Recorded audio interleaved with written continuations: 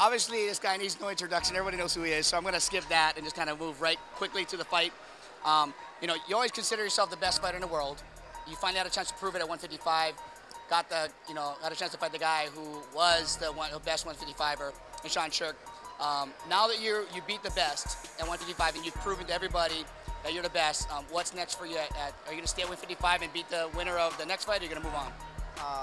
I think right now we're trying to set up a welterweight fight with me and maybe the winner of Fiction, St. Pierre, and maybe at the New Year's show, end of December, early January.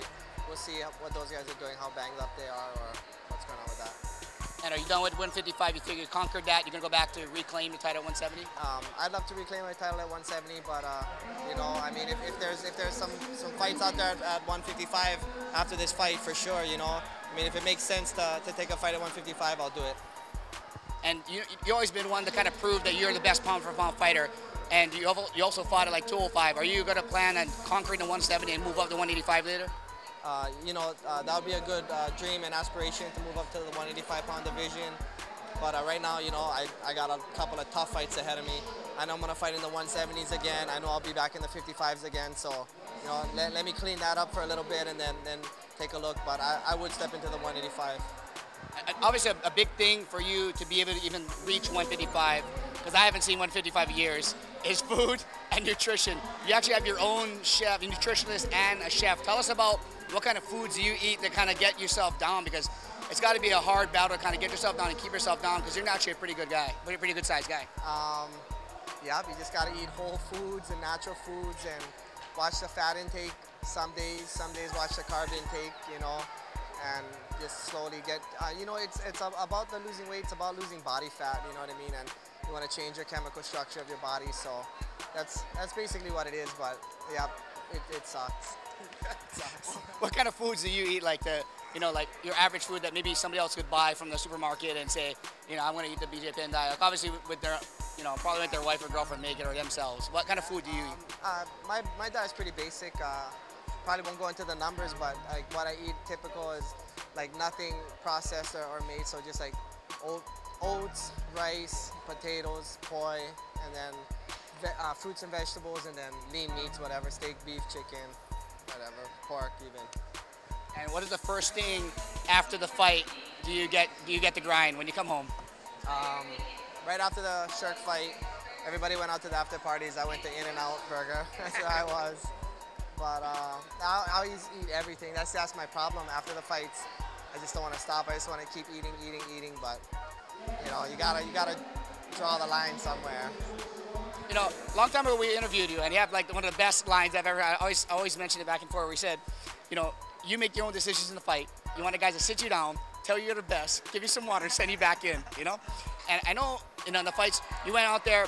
And maybe some of the other fights you need a strategy change, but I know you made your own decisions. Do you feel that now you're older and more mature, you seem to be fighting a lot more mature, are you getting more advice from your corner, implementing that into your fights? Yeah, well, as time goes on, you and your trainer start to become on the same page and kind of work as one. So without a doubt, you know, I make a lot of decisions in the ring, but the corner's always there because they can see what you can't from the outside, you know, just like anything else in life. A bad relationship, your friends can see from the outside, you have no clue what's going on. You're laughing, so there might be something behind that. No, it's just funny. We always say that though at the gym, you know, just like, it's like a relationship. You don't know, all your friends are telling you, oh, your girl, you know what I mean, this and that, but you're just a blind man in the fight, I guess. And you know, you're so open with your techniques. You have at bjpenn.com that you teach out your techniques to everybody in the whole world. A lot of guys come to train with you. Do you think somehow that's going to be to a point that a possible future opponent may come and train with you that might be a disadvantage, or no? Yeah, without a doubt, a possible future opponent, I'll end up training with them. But like for me, it's like I don't really want to train with somebody because I don't want to know what they know. I don't want to know how they feel. I just want to find out when they're going 100%. You know what I mean? And that's the best way, you know. But I mean, I'm sure it's going to happen. You know what I mean? It happens all the time. So I'm sure I'll end up training somebody who I'm going to end up fighting in the future. Any concern? Are you still like, how much of the mental aspect of, because I know every time I talk to you, you're so positive, you're so like, you know, confident in your abilities.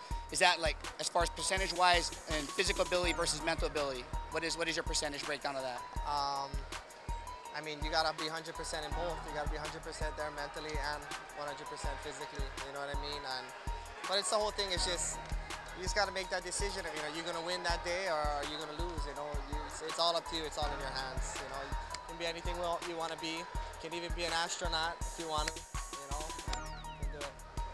Oh, we're looking forward to that GSP fight, man. I am at least, and good luck for that. And you know, you're gonna have a huge following in Hawaii and blow the pay-per-view up.